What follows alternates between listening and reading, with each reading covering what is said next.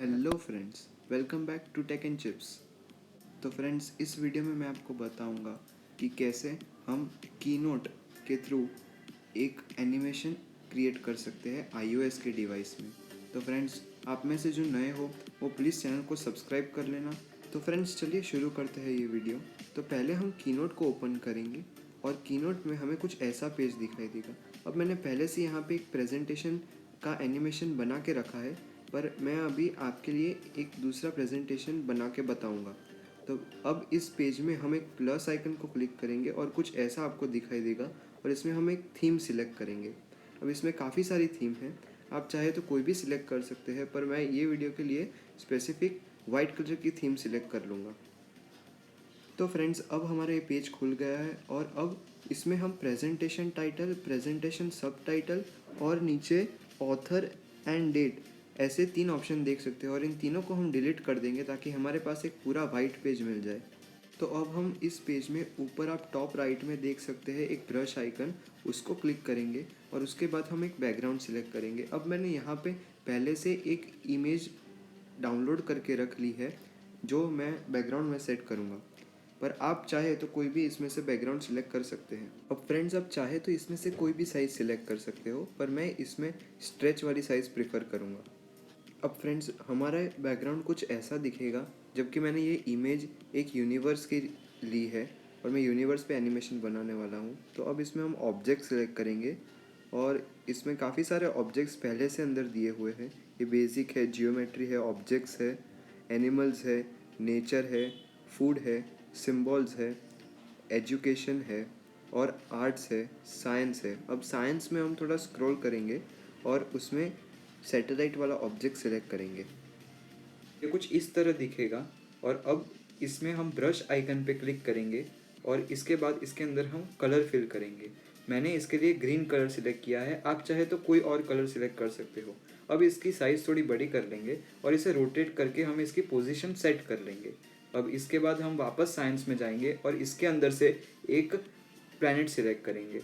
तो मैंने यहाँ पे जुपिटर प्लैनेट सिलेक्ट किया है और उसका कलर भी मैंने सिलेक्ट कर लिया, येलो कलर सिलेक्ट किया है। अब इसे थोड़ा बड़ा करेंगे और रोटेट करके पेज के नीचे वाले कॉर्नर में इसे प्लेस कर लेंगे।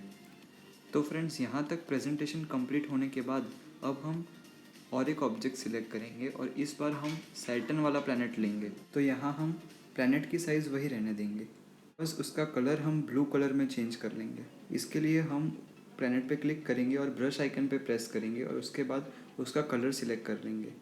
तो फ्रेंड्स, अब हम कुछ इस तरह ये प्लैनेट को पेज के टॉप राइट कॉर्नर में लगा देंगे। फ्रेंड्स, ये स्टेप कंप्लीट होने के बाद अब हम हमारी सैटेलाइट में एनिमेशन ऐड करेंगे। इसके लिए हम सैटेलाइट पे एक क्लिक करेंगे और उसके बाद एनिमेट वाले ऑप्शन पे जाएंगे। तो फ्रेंड्स, यहाँ आपको 3 ऑप्शन मिलेंगे, जिसमें से हम ऐड एक्शन वाले ऑप्शन में जाएंगे और ड्रॉ पाथ पे क्लिक करेंगे।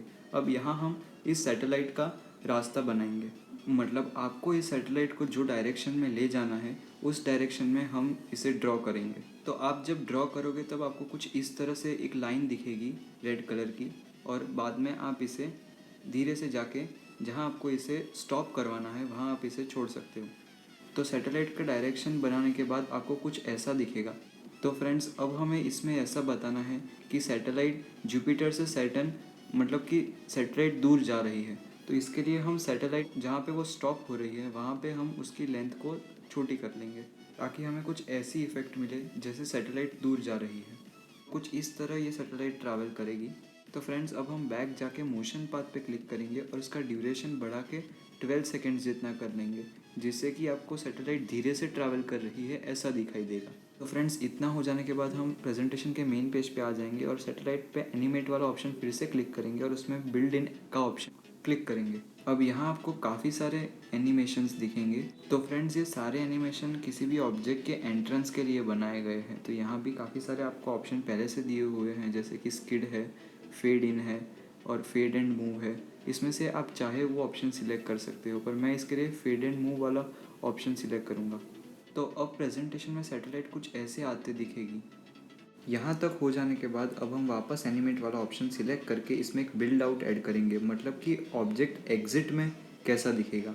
तो इसमें भी आपको काफ़ी सारे ऑप्शंस मिलेंगे, जैसे कि कॉमेट, तो इसमें आपको ऐसी इफ़ेक्ट मिलेगी। फिर और भी काफ़ी सारे हैं, जैसे कि स्किड है, फेड एंड मूव है, डिसअपियर है। पर ऐसे प्रोजेक्ट के लिए फ्लाई आउट बेस्ट ऑप्शन रहता है। तो फ्रेंड्स, ये ऑप्शन सिलेक्ट करने के बाद सीन से सैटेलाइट कुछ ऐसे निकलती हुई हमें दिखेगी।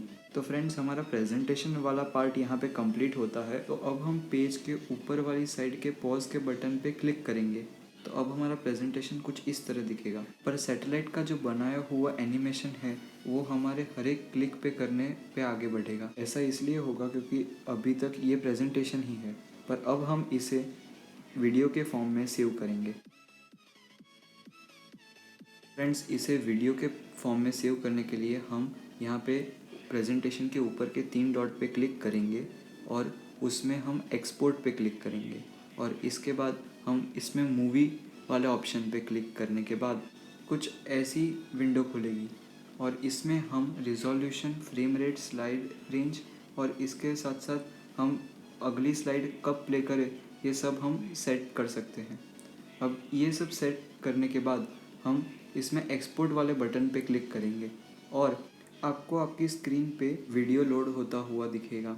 मतलब कि अभी ये प्रेजेंटेशन से वीडियो में कन्वर्ट हो रहा है और जैसे ही ये वीडियो लोड हो जाए वैसे आपको एक शेयर का ऑप्शन दिखाई देगा। इस पर क्लिक करने के बाद आप सेव वीडियो पे क्लिक कर सकते हैं, जिससे ये वीडियो आपके फ़ोटो ड्राइव में आ जाए। तो फ्रेंड्स, यहाँ पे मैंने फ़ोटो की एप्लीकेशन खोल ली है और यहाँ पे मैंने आपको वीडियो प्ले करके दिखाऊंगा।